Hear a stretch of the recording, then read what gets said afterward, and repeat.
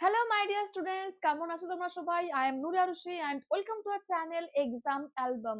মাধ্যমিক 2026 একদম দরজার কাছে চলে এসেছে, পরীক্ষার হাতে আর সময় অল্প আছে। তো এই মুহূর্তে তোমরা লাইফ সায়েন্স সাবজেক্টটা কিভাবে প্রিপেয়ার করবে শেষ মুহূর্তে। অনেকেই তোমাদের মধ্যে এরকমও আছো যারা ভিডিওটা দেখছো যে সারা বছর হয়তো লাইফ সায়েন্স সাবজেক্টটাকে তোমরা ঠিক মতো প্রায়োরিটি দিতে পারোনি, ঠিক মতো অ্যাটেনশন দাওনি।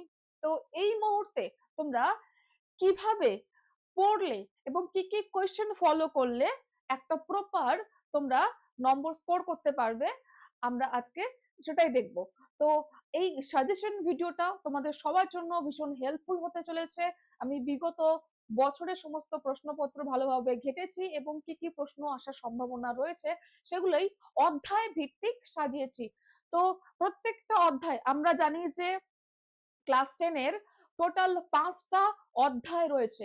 এই 5টা অধ্যায় থেকে নম্বর বিভাজিত করা রয়েছে। তোমরা প্রত্যেকে জানো যে কোন চ্যাপ্টার থেকে তোমাদের কত নম্বর আসবে, তাই তো? তো সেইটা মাথায় রেখে কিন্তু আমাদের পড়তে হবে। ক্লিয়ার? তো লাইফ সায়েন্স যখনই আসে তখন আরেকটা ইম্পর্টেন্ট ব্যাপার চলে আসে যে চিত্র কি ছবি পরীক্ষাতে আসবে। অনেকে এরমও থাকে হয়তো যেদিকে 5 মার্কের প্রশ্ন কি হচ্ছে না হচ্ছে সে যাই হোক, কিন্তু চিত্রটা ভালো করতেই হবে, তাই তো? তো আমি তোমাদেরকে চিত্র সাজেশন শো দেব। তো চলো আর কথা বলবো না, শুরু করা যাক আমাদের এই সাজেশন ভিডিও। আচ্ছা, তো আমি স্টার্ট করছি অভিব্যক্তি এবং অভিযোজন দিয়ে। এটা তোমাদের চতুর্থ অধ্যায়, অভিব্যক্তি এবং অভিযোজন। এখান থেকে তোমরা জানো যে মার্কস রয়েছে 18, 18 নম্বর রয়েছে। এই 18 নম্বর তোমরা কিভাবে পাবে? তো অভিব্যক্তি এবং অভিযোজন যখনই আসে কি কি বিষয় আমাদেরকে পড়তে হয়? ল্যামার্কবাদ এবং ডারউইনবাদ। ল্যামার্কবাদ এবং ডারউইনবাদ। তো ডারউইনের প্রাকৃতিক নির্বাচন তত্ত্ব ভীষণ ইম্পর্টেন্ট। মিলার এবং উরের পরীক্ষা রয়েছে এখানে, জীবনের উৎপত্তি সংক্রান্ত প্রমাণ সহ। জিরাফের গলা লম্বা হওয়া, এটা ল্যামার্কের মতবাদ অনুযায়ী ব্যাখ্যা করো প্লাস ডারউইনের মতবাদ অনুযায়ী ব্যাখ্যা করো। দুজন বিজ্ঞানী দুই রকম ভাবে তাদের মতামত প্রেজেন্ট করেছিল। সমসংস্থ অঙ্গ এবং সমবৃত্তি অঙ্গ কাকে বলে? নিষ্ক্রিয় অঙ্গ কাকে বলে? উদাহরণ দাও। সমসংস্থ অঙ্গের উদাহরণ, সমবৃত্তি অঙ্গের উদাহরণ, এদের মধ্যে পার্থক্য আসতে পারে। নিষ্ক্রিয় অঙ্গ কাকে বলে? উদাহরণ দাও। পরীক্ষায় বলতে পারে যে মানুষের একটি নিষ্ক্রিয় অঙ্গের নাম লেখো। তো মানুষের একটা কি? অ্যাপেন্ডিক্স। একদম। মাছ থেকে স্তন্যপায়ী প্রাণীতে হৃৎপিণ্ডের গঠনগত পরিবর্তন, আমরা নিচে হৃৎপিণ্ডের দেখবে তুলনামূলক একটা তোমাদের ব্যাখ্যা রয়েছে। তো এই তুলনামূলক যে পরিবর্তনের যে ব্যাখ্যাটা মাছ মৎস্য থেকে শুরু করে স্তন্যপায়ী প্রাণী পর্যন্ত করাটা পর্বের, এইটা খুব ইম্পর্টেন্ট। মৎস্যর ক্ষেত্রে কিভাবে হয়েছে, তারপর উভচর, সরীসৃপ, পক্ষী এন্ড দেন স্তন্যপায়ী। এই যে 5টা শ্রেণী রয়েছে, এই 5টা শ্রেণীতে হৃৎপিণ্ডের গঠনের ব্যাখ্যাটা। ক্লিয়ার? চলো এরপর ঘোড়ার বিবর্তনের বৈশিষ্ট্য লেখো।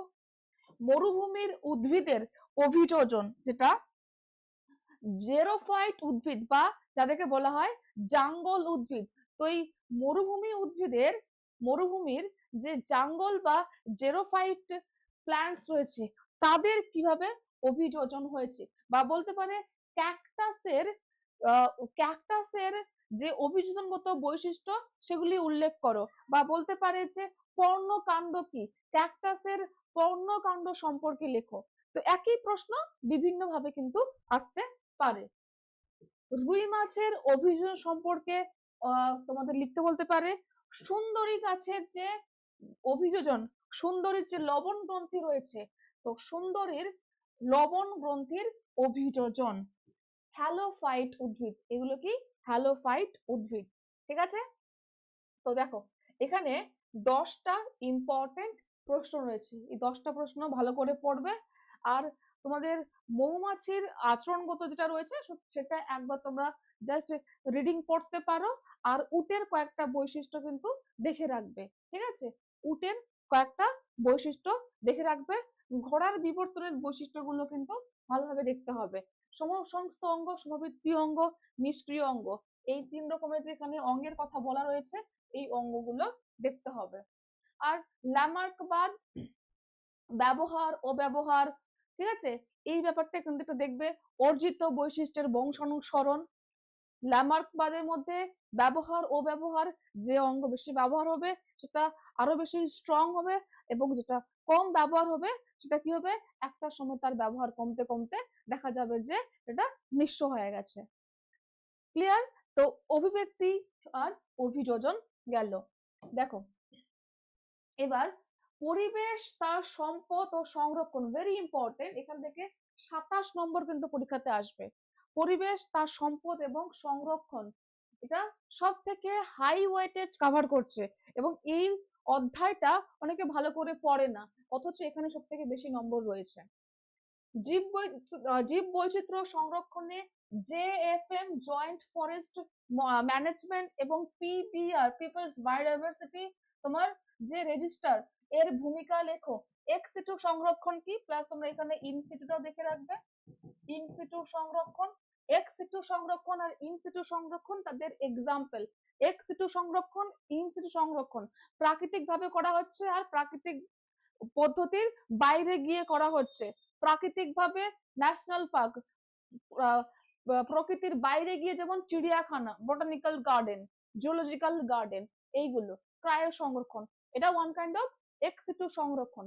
এই ইন-সিটু, এক্স-সিটু ভেরি ইম্পর্টেন্ট, তাদের মধ্যে পার্থক্য আর অবশ্যই examples, very very important, very very important এই প্রশ্নটা। এবং এদিকে জেএফএম এবং পিবিআর, এটা আমি যে বছর মাধ্যমিক দিয়েছি সেবারও এই প্রশ্নটা এসেছিল। আমাদের বেলাতে মাধ্যমিকে সেম সিলেবাস ছিল। দেখো জীব বৈচিত্র্য হ্রাস কারণ সমূহের ধারণা মানচিত্র সহ লেখো।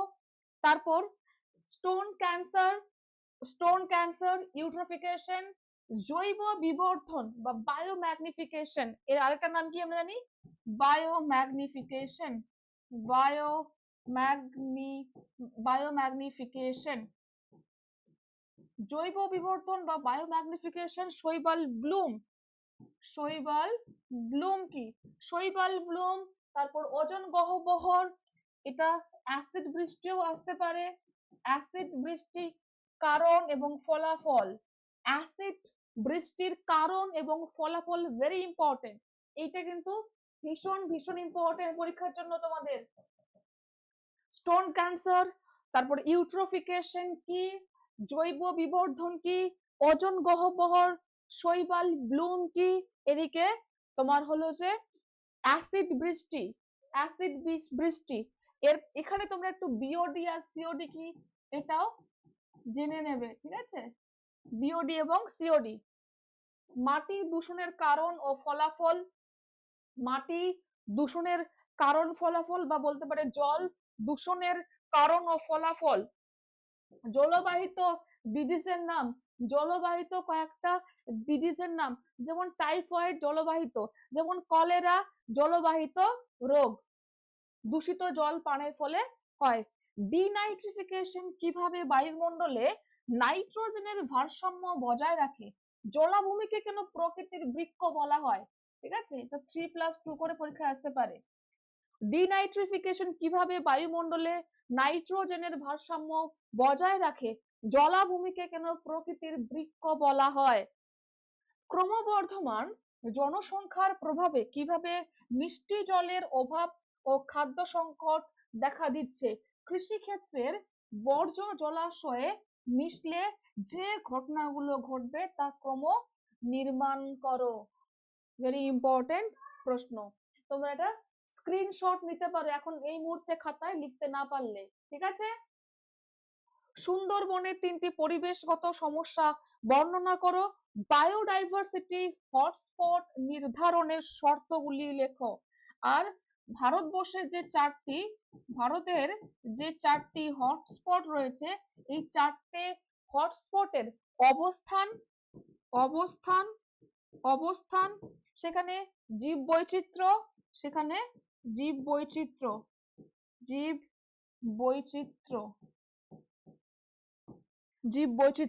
তো চারটের অবস্থান এবং সেখানে কি কি জীব বৈচিত্র্য রয়েছে সেইটা। তো ভারতবর্ষের চারটে হটস্পটটা কিন্তু পড়বে। হটস্পট কি, তারপর কখন আমরা কোনো অঞ্চলকে বলতে পারি যে হ্যাঁ এইটা একটা হটস্পট, আমরা যে কোনো র্যান্ডমলি বলতে পারি না যে এটা একটা হটস্পট, হ্যাঁ কি না? শব্দচিত্রের সাহায্যে নাইট্রোজেন চক্রটি বর্ণনা করো। মানুষের ক্রিয়াকলাপ কিভাবে নাইট্রোজেন চক্রকে ব্যাহত করে সেটা বর্ণনা করো। ভেরি ইম্পর্টেন্ট প্রশ্ন। নাইট্রোজেন চক্র কি? এই নাইট্রোজেন চক্রে যতগুলো ধাপ রয়েছে তা কিন্তু তোমাকে বিস্তারিতভাবে বর্ণনা করতে হবে। নাইট্রোজেন চক্র, ঠিক আছে? নাইট্রোজেন চক্র ভেরি ইম্পর্টেন্ট। এবার বংশগতি এবং কয়েকটা সাধারণ জিনগত রোগ। এখান থেকে তোমাদের পরীক্ষাতে 19টা নম্বর রয়েছে। দেখো, একটা বিশুদ্ধ লম্বা গাছের সাথে বিশুদ্ধ বেটে গাছে যদি সংকরায়ন করা হয় তাহলে F2 জনুতে কি হবে সেটা চেকার বোর্ডের সাহায্যে দেখাও। এই পরীক্ষা থেকে মেন্ডেল বংশগতি সংক্রান্ত যে সূত্রটা প্রতিষ্ঠা করেছিল সেটা বিবৃত করো। তো বেসিক্যালি এখানে কি করতে বলেছে, মেন্ডেলের এক সংখ্য জনন পরীক্ষা, মেন্ডেলের এক সংখ্য জনন পরীক্ষাটা লিখতে বলেছে এবং সেখান থেকে যে সূত্রটা পাওয়া গেছিল সেই সূত্রটা লিখতে বলা হচ্ছে। ঠিক আছে, পৃথকীভবনের যে সূত্রটা। তারপর একজন হিমোফিলিক পুরুষ একজন স্বাভাবিক মহিলাকে যদি বিয়ে করে তাহলে তাদের সন্তান সন্ততি এই রোগে আক্রান্তের সম্ভাবনা কতখানি, মানে হিমোফিলিয়াতে কতখানি সম্ভাবনা থাকবে তার সন্তানদের, তো সেটা চেকার বোর্ডের সাহায্যে তোমাকে দেখাতে বলা হচ্ছে। এটা আমাদের একটা জেনেটিক ডিসঅর্ডার আমরা জানি। হিমোফিলিয়া। মানবদেহে দুটি অটোজোমাল প্রকরণের উদাহরণ দাও। অটোজোমাল প্রকরণের উদাহরণ দাও। একজন হিমোফিলিয়া রোগের বাহক মহিলা বাহক তার সাথে একজন স্বাভাবিক পুরুষের যদি বিয়ে হয় তাহলে F1 জনুতে তাদের সন্তানদের মধ্যে হিমোফিলিয়ায় আক্রান্ত হওয়ার সম্ভাবনা কতটা প্রবাবিলিটি রয়েছে, কত শতাংশ তা চেকার বোর্ডের সাহায্যে দেখাও। থ্যালাসেমিয়া রোগের দুটি লক্ষণ লেখো। তোমরা থ্যালাসেমিয়া শুধু লক্ষণ নয়, থ্যালাসেমিয়ার কারণ এবং লক্ষণ এই দুটোই পড়বে। আর হ্যাঁ, এই যে হিমোফিলিয়ার ক্ষেত্রে বা বর্ণান্ধতার ক্ষেত্রে অনেকে এই জিনিসগুলো বুঝতে পারে না যে একজন বাহকের সাথে একজনের স্বাভাবিকের বিয়ে হলো তাহলে চেকার বোর্ডে আমরা কিভাবে তাদের সন্তান সন্ততিদের মধ্যে প্রকাশ পাবে সেটা কিভাবে আমরা লিখবো, এটা অনেকে পারে না করতে, মাথায় এখনো ঢোকেনি। যদি কারো এটা নিয়ে প্রবলেম থাকে তোমরা কমেন্ট সেকশনে খালি একবার লিখে দাও যে দিদি এটাতে প্রবলেম আছে, তুমি একদিন বুঝিয়ে দাও। আমি তোমাদেরকে চেকার বোর্ডের সাহায্যে হিমোফিলিয়া, বর্ণান্ধতা, এই যে রোগে আক্রান্ত হওয়ার সম্ভাবনা, এই সম্ভাবনাগুলো শিখিয়ে দেব, কারো কোনো সমস্যা হবে না। হিমোফিলিয়া, থ্যালাসেমিয়া, বর্ণান্ধতা তিনটে যে জিনগত রোগ আছে, তিনটে জিনগত রোগের কারণ এবং লক্ষণ। বর্ণান্ধতার ক্ষেত্রে যে 3 রকমের বর্ণান্ধতা রয়েছে, লাল বর্ণান্ধতা, নীল বর্ণান্ধতা এবং সবুজ বর্ণান্ধতা, এই 3 রকমের বর্ণান্ধতা তোমাদেরকে মাথায় রাখতে হবে এমসিকিউর জন্য। ঠিক আছে, কি বললাম, হতে বলতে পারে যে ট্রাইক্যানোপিয়া কি ধরনের বর্ণান্ধতা, নীল বর্ণান্ধতা। যখন একজন বর্ণান্ধ ব্যক্তি নীল রঙের পার্থক্য করতে পারে না তখন সে নীল বর্ণান্ধ।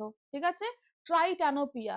এরকম ভাবে প্রোটোনোপিয়া হচ্ছে লাল বর্ণান্ধতা, ডিউটেরানোপিয়া হলো সবুজ বর্ণান্ধতা। তো বর্ণান্ধতা এটা ইম্পর্টেন্ট, তোমরা এই জিনিসটাকে মাথায় রাখবে। ঠিক আছে, চলো 4 নম্বর প্রশ্ন। থ্যালাসেমিয়া সমস্যা, যেটা আমি একটু আগে বলছিলাম হিমোফিলিয়ার সমস্যা, বর্ণান্ধতার সমস্যা, মানে এটা তোমাকে কারণগুলো লিখতে বলা হচ্ছে। ঠিক আছে, মেন্ডেলের মটর গাছ নির্বাচনের কারণগুলি কি কি? মেন্ডেল পৃথিবীতে এত গাছ থাকতে কেন মটর গাছকে নির্বাচন করেছিলেন? কারণ মটর গাছ সহজলভ্য, সেখানে চারিত্রিক অনেকগুলি বিপরীত বৈশিষ্ট্য লক্ষ্য করা যায়। মটর গাছে চারিত্রিক অনেকগুলো বৈশিষ্ট্য লক্ষ্য করা যায়। এটা তোমার হচ্ছে বেশি ব্যয়বহুল নয়, সহজলভ্য এবং খুব সহজেই এটা চাষযোগ্য। এই জন্যই তিনি মেন্ডেল গাছ নিয়েছিলেন এবং এটা একটা উভলিঙ্গ উদ্ভিদ, যেহেতু এটা উভলিঙ্গ ফুল তাই জন্য তিনি এটাকে গ্রহণ করেছিলেন। ঠিক আছে, বিশুদ্ধ এবং সংকর জীব বলতে কি বোঝায়? বিশুদ্ধ জীব এবং সংকর জীব, একজন থ্যালাসেমিয়া রোগের বাহক মহিলা একজন থ্যালাসেমিয়া রোগের বাহক পুরুষকে যদি বিয়ে করে তাহলে তো সন্তান সন্ততিদের মধ্যে এই রোগে আক্রান্ত হওয়ার সম্ভাবনা কতখানি তা চেকার বোর্ডের সাহায্যে দেখো, যেটা আমি একটু আগেই বলছিলাম। বর্ণান্ত এবং হিমোফিলিয়ার এক্স লিঙ্ক জিনগুলির বংশানুক্রমিক সঞ্চারণের সাধারণ নিয়মগুলি লেখো।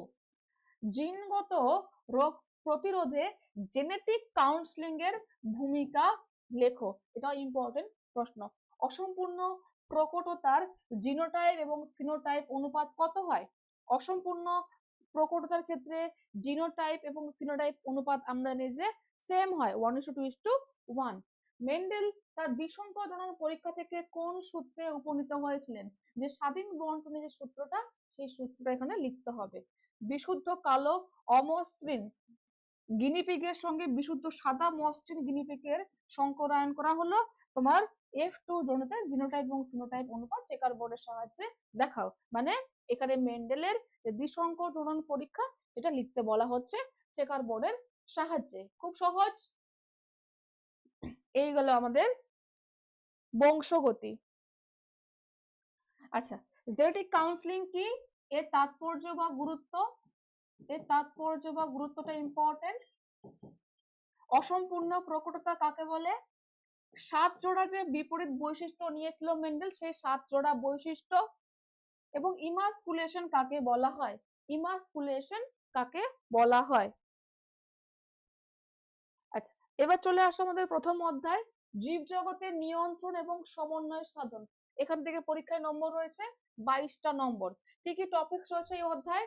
উদ্ভিদ চলন, উদ্ভিদ হরমোন, প্রাণী হরমোন, স্নায়ুতন্ত্র এবং প্রাণী গমন পদ্ধতি। দেখো, উদ্ভিদ চলন থেকে যে 3 রকমের চলন পদ্ধতি রয়েছে সেগুলো তোমার সংজ্ঞা মুখস্থ রাখবে, খুব সহজ যদিও। ট্রপিক চলন, ট্যাকটিক চলন এবং ন্যাস্টিক চলন কাকে বলে, এদের বৈশিষ্ট্য, এদের মধ্যে কি পার্থক্য দেখা যায় এবং সবথেকে ইম্পর্টেন্ট প্রত্যেকটার উদাহরণ। কি উদাহরণ? উদ্ভিদ হরমোন অক্সিন, জিববেরেলিন এবং সাইটোকাইনিন হরমোনের কাজ, এই হরমোনগুলোর কাজ। কৃত্রিম হরমোন কাকে বলে? কাজ লেখো। কৃত্রিম হরমোন কাকে বলে? কৃত্রিম হরমোনের কাজ। তারপর প্রাণী হরমোন, প্রাণী হরমোন পিটুইটারি গ্রন্থির অবস্থান, পিটুইটারি গ্রন্থির অবস্থান। পিটুইটারির আমরা জানি দুটো অংশ, একটা হচ্ছে অগ্র পিটুইটারি, একটা পশ্চাৎ। একটা অগ্র এবং পশ্চাৎ। অগ্র পিটুইটারি থেকে যে হরমোন গুলো নিঃসৃত হয়, যেগুলো আমরা জানি যে অন্যান্য অন্যান্য অনাল গ্রন্থির কার্য কার্য নিয়ন্ত্রণ করে। তো এই হরমোনগুলো, এই যে হরমোনগুলো তাদের কাজ এবং তাদের হয়তো অধিক ক্ষরণে, হয়তো ওভার সিক্রেশন বা আন্ডার সিক্রেশন। তো ওভার সিক্রেশনে কি হয় এবং আন্ডার সিক্রেশনে কি ডিজিজ হয় সেটা আমাদেরকে জানতে হবে। সাথে পশ্চাৎ পিটুইটারিটা সেম আমাদের এখানে জানতে হবে কাজ এবং তাদের অভাবজনিত রোগের নাম। ইনসুলিন, ইনসুলিন এবং গ্লুকাগন হরমোনের কাজ। ইনসুলিনের কাজ, ইনসুলিন কি কাজ করে? ইনসুলিন যেটা অগ্নাশয়ের আইলেটস অফ ল্যাঙ্গারহ্যান্সের বিটা কোষ থেকে নিঃসৃত হয়, গ্লুকাগন আলফা কোষ থেকে নিঃসৃত হয়। ইনসুলিন রক্তে যে শর্করা বা গ্লুকোজ রয়েছে তাকে কমিয়ে দেয় বা তার মাত্রা হ্রাস করে। তো রক্তের শর্করার মাত্রা হ্রাস করে হলো ইনসুলিন, আর গ্লুকাগন শর্করার মাত্রা বা পরিমাণটাকে বৃদ্ধি করে। তো এই দুজনের কাজ তোমরা মনে রাখবে। অ্যান্টি কিটোজেনিক হরমোন কাকে বলে? অ্যান্টি কিটোজেনিক হরমোন কাকে বলে? ইনসুলিনকে কেন অ্যান্টি কিটোজেনিক হরমোন বলা হয়? This is also an important question. Anti ketogenic hormone, ketogenic hormone. Thyroxine হরমোনের কাজ, অ্যাড্রিনালিন হরমোনের কাজ, এবং অ্যাড্রিনালিন হরমোনকে কেন বিপদকালীন বা এমার্জেন্সি বা আপদকালীন হরমোন বলা হয়? স্ট্রোজেন, প্রোজেস্টেরন এবং টেস্টোস্টেরন হরমোনের কি কাজ? এইটা তোমরা স্ক্রিনশট করে খাতায় চটপট করে নাও।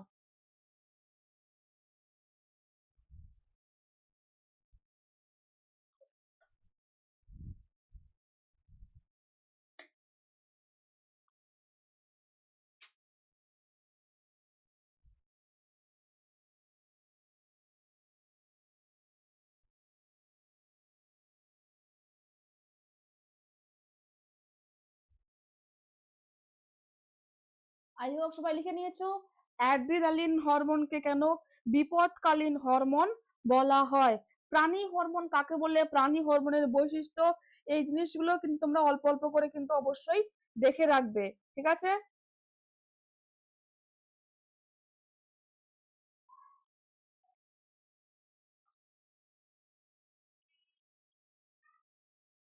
চলো নেক্সট,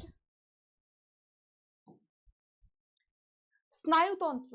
হরমোন ও স্নায়ুতন্ত্রের মধ্যে পার্থক্য লেখো। নিউরোট্রান্সমিটার কি? নিউরোট্রান্সমিটারের উদাহরণ উদাহরণ লেখো। স্নায়ু সন্নিবেদিত বা গ্যাংলিয়ন কাকে বলা হয়? সাইন্যাপস কাকে বলা হয়? সিএসএফ কি? সেরিব্রো স্পাইনাল ফ্লুইড কি? এর কাজ লেখো এবং এটা কোত্থেকে সিক্রিট হয়।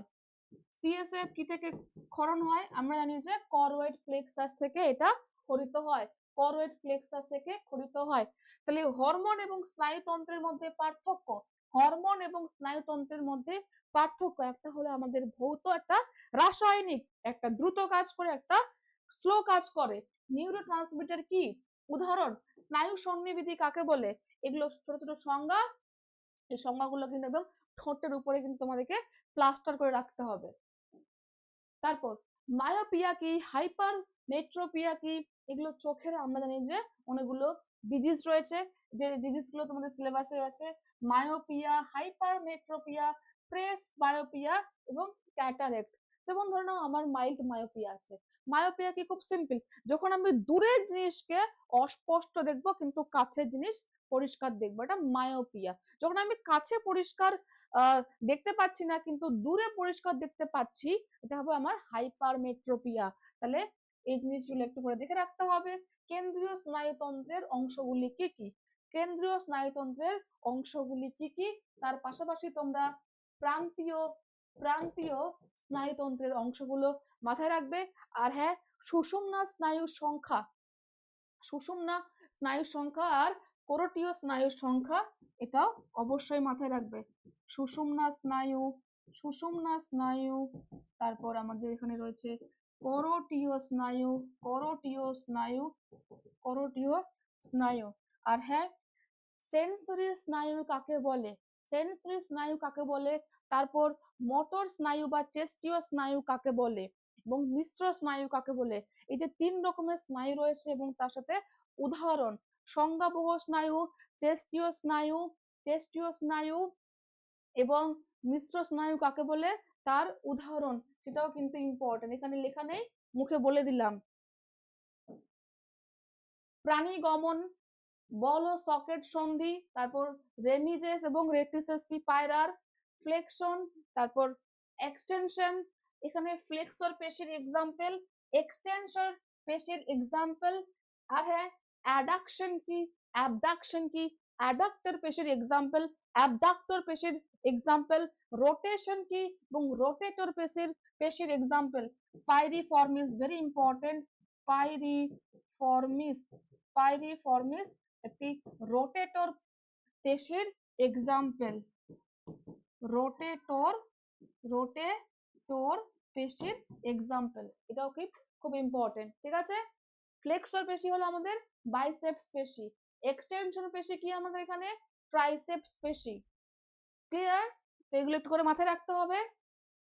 চলো আমরা শেষের পথে, আমাদের একটা চ্যাপ্টার বাকি রয়েছে, এটা হলে আমাদের শেষ। জীবনের প্রবাহমানতা, কন্টিনিউটি অফ লাইফ, জীবনের প্রবাহমানতা, যেখানে আমরা কি পড়ি? কোষ বিভাজন, কোষচক্র, সপুষ্পক উদ্ভিদের যৌন জনন পদ্ধতি, এবং এখানে আরো কিছু জনন রয়েছে, যেমন অঙ্গজ জনন, কৃত্রিম জনন পদ্ধতি। ব্যাস। তো চলো আমরা কোষ চক্র, কোষ বিভাজন থেকে ডিএনএ কি, আরএনএ কি, ক্রোমোজোমের রাসায়নিক গঠন, ইউক্রোমাটিন হেটেরোক্রোমাটিনের মধ্যে পার্থক্য, একটা ইউক্যারিওটিক আদর্শ ইউক্যারিওটিক ক্রোমোজোমের নিম্নলিখিত অংশগুলির গুরুত্ব বর্ণনা করো। সেন্ট্রোমিয়ারের গুরুত্ব এবং টেলোমিয়ারের গুরুত্ব। সেন্ট্রোমিয়ার বলতে মনে পড়লো, সেন্ট্রোমিয়ারের গঠন অনুযায়ী ক্রোমোজোমের প্রকারভেদ, এর গঠন অনুযায়ী ক্রোমোজোমের প্রকারভেদ, এটা লিখতে ভুলে গেছে এখানে, ক্রোমোজোমের প্রকারভেদ, ক্রোমোজোমের প্রকারভেদ সেন্ট্রোমিয়ারের গঠন অনুযায়ী, সেন্ট্রোমিয়ারের গঠন অনুযায়ী মেটাসেন্ট্রিক, সাবমেটাসেন্ট্রিক, অ্যাক্রোসেন্ট্রিক এবং টেলোসেন্ট্রিক। এই যে 4 রকমের ক্রোমোজোম রয়েছে সেগুলির সংজ্ঞা সবাই খাতায় লিখে নাও এগুলো।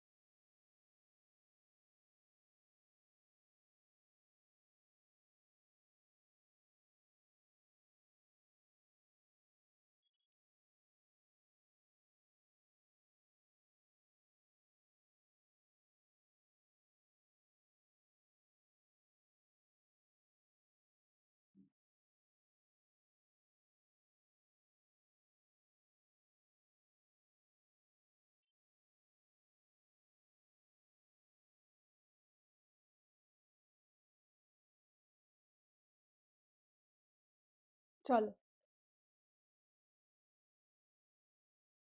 প্রোফেজ ও টেলোফেজ দশা তিনটি বিপরীতমুখী ঘটনা তালিকাভুক্ত করো। প্রোফেজ আর এদিকে টেলোফেজ, এই দুটো তিনটে করে বিপরীতমুখী বৈশিষ্ট্য লিখতে হবে। ঠিক আছে, যে এদিকে নিউক্লিওলাস ধীরে ধীরে কি হচ্ছে তোমার বলতে পারি আমরা যে ডিসঅ্যাপিয়ার হতে শুরু করে দিচ্ছে, আর এদিকে আবার পুনরায় অ্যাপিয়ার হতে শুরু করে দিচ্ছে। তো এই জিনিসগুলোকে আমরা এরকম তিনটে বিপরীতমুখী বৈশিষ্ট্য, নিউক্লিয় পর্দা দিয়ে আমরা একটা করব, নিউক্লিয় লাশ দিয়ে আমরা একটা করব, ক্রোমাটিন তন্তুগুলো দিয়ে আমরা একটা করব, ব্যাস আমাদের তিনটে আরামসে হয়ে যাবে। ঠিক আছে, মিওসিস বৈশিষ্ট্যগতভাবে মাইটোসিস থেকে পৃথক, বৈশিষ্ট্যগতভাবে আলাদা, এই বক্তব্যটার যথার্থতা প্রমাণ করো। Very important question. এরকম প্রশ্ন কিন্তু দেখবে আমরা যদি 2025-এর মাধ্যমিক দেখি, এই ধরনের প্রশ্ন পরীক্ষাতে আসে। ঠিক আছে, তারপর চলে আসো কোষ চক্রের গুরুত্ব, কোষ বিভাজনের গুরুত্ব, কোষ চক্রের গুরুত্ব আর কোষ বিভাজনের গুরুত্ব ভেরি ইম্পর্টেন্ট। তার পাশাপাশি মিওসিসের গুরুত্ব, মিওসিস পদ্ধতির গুরুত্ব, এখানে লেখা নেই কিন্তু হ্যাঁ, এই যে মিওসিস কোষ বিভাজনের গুরুত্ব এবং মাইটোসিস কোষ বিভাজনের গুরুত্ব, দুটোরই গুরুত্ব তোমরা মনে রাখবে। মিওসিসকে কেন হ্রাস বিভাজন বলা হয়, মাইটোসিসকে কেন সম বিভাজন বলা হয়, very important, very very important. এবার চলে আসো প্রোফেজ, মেটাফেজ, অ্যানাফেজ এবং টেলোফেজ, এই চারটে যে দশা রয়েছে, এই দশাগুলোর বৈশিষ্ট্য, প্রোফেজ দশার বৈশিষ্ট্য হয়তো দিতে পারে মাইটোসিসের প্রোফেজ দশার বৈশিষ্ট্য, বা অপর পক্ষে দিতে পারে যে মিওসিস 1 এর প্রোফেজ দশার বৈশিষ্ট্য, বা দিতে পারে মিওসিস 2 এর। মিওসিস 2 বোধহয় তোমাদের সিলেবাসে নেই, ওগুলো হায়ার লেভেলে রয়েছে, তোমাদের সিলেবাসে এখানে দিলে মাইটোসিসই দেবে। ঠিক আছে, মাইটোসিস, মাইটোসিস, মাইটোসিসের prophase, prophase, metaphase, anaphase, telophase, এই যে চারটে দশা, চারটে দশার বৈশিষ্ট্য, ভেরি ইম্পর্টেন্ট। ঠিক আছে, ভেরি ইম্পর্টেন্ট। চিত্র সহ, চিত্র সহ কিন্তু এগুলো পড়তে হবে, চিত্র সহ পরীক্ষাতে আসবে। Anaphase very important, metaphase very important. সপুষ্পক উদ্ভিদের যৌন জনন। সপুষ্পক উদ্ভিদের যৌন জনন, স্বপরাগযোগ, ইতর পরাগযোগের সুবিধা অসুবিধা, সপুষ্পক উদ্ভিদের দ্বিনিষেক পদ্ধতি, তারপর ফার্নের যৌনক্রম রেখাচিত্রের সাহায্যে, রেখাচিত্রের সাহায্যে ফার্নের যৌনক্রম ভেরি ইম্পর্টেন্ট, প্রাকৃতিক ও কৃত্রিম অঙ্গজ জনন পদ্ধতি, মাইক্রো প্রপাগেশন কি তাৎপর্য লেখো, মাইক্রো প্রপাগেশন বা অনুবিস্তারণ পদ্ধতি, মাইক্রো প্রপাগেশন বা অনুবিস্তারণ পদ্ধতি খুব ইম্পর্টেন্ট। ব্যাস, এই ছিল আমাদের আজকের প্রত্যেকটা অধ্যায় থেকে সাজেশন। আই হোপ যারা শেষ পর্যন্ত ভিডিওটা দেখেছো তারা সবাই এগুলোকে খাতায় নোট ডাউন করবে, ফলো করবে এই সাজেশন গুলোকে, বা খাতায় এখন আপাতত স্ক্রিনশট নিয়ে রেখেছো।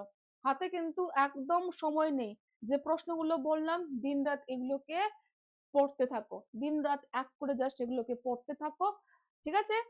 আর আমি আরো লাইফ সায়েন্সের ম্যারাথন ক্লাস নিয়ে তোমাদের জন্য আসবো। তোমাদের যদি আরো কোনো রকমের ক্লাস লাগে তোমরা অবশ্যই কমেন্ট সেকশনে আমাকে জানাবে। আচ্ছা, এবার আসি যে কোন কোন চিত্রগুলো তোমরা করবে। শোনো, স্নায়ু কোষটা কিন্তু ভালো করে করবে, স্নায়ু কোষ বা নিউরনের চিত্রটা পড়বে, ইউক্যারিওটিক ক্রোমোজোমের চিত্র তোমরা ভালো করে পড়বে, প্রতিবর্ত চাপ, প্রতিবর্ত যে চাপ রয়েছে সেই প্রতিবর্ত চাপের তোমরা করবে। আর এদিকে যে বললাম মেটাফেজ, অ্যানাফেজ, টেলোফেজ এবং এদিকে প্রোফেজ, এই যে চারটে, এই দশাগুলো তোমরা যে চিত্রগুলো রয়েছে এই চিত্রগুলোকে ভালোভাবে দেখে রাখবে। ফার্নের যৌনক্রম তো এদিকে রয়েছে, হয়ে গেল। আর সপুষ্পক উদ্ভিদের যে দ্বিনিষেক পদ্ধতি চিত্র সহ, সপুষ্পক উদ্ভিদের দ্বিনিষেক পদ্ধতি ভেরি ইম্পর্টেন্ট, সপুষ্পক, ওদিকে নাইট্রোজেন চক্র খুব important. Clear? I hope clear. Okay, আর একটা কথা তোমাদের জন্য জানিয়ে রাখি, অ্যানাউন্সমেন্ট, মাধ্যমিক 2027 জন্য এক্সাম অ্যালবাম থেকে আমরা শুরু করতে চলেছি আমাদের নতুন ব্যাচ। তো 2027 যারা দেবে তারা আমাদের নতুন ব্যাচে ভর্তি হতে পারো, তার জন্য যোগাযোগ করতে হবে আমাদের সাথে, এক্সাম অ্যালবাম অ্যাপ ডাউনলোড করতে হবে। বাকি সমস্ত আপডেট আমি তোমাদেরকে ইউটিউবে জানিয়ে দেব, ঠিক আছে? তো চলো, আজকে ভিডিওটা এই পর্যন্তই। যদি তোমাদের হেল্পফুল মনে হয় অবশ্যই আমাদের চ্যানেলটাকে সাবস্ক্রাইব করে রেখে দিও এবং নোটিফিকেশনটাও অন করে রেখো ফিউচার আপডেটস পাওয়ার জন্য। তো অল দ্য বেস্ট সবাইকে, টাটা।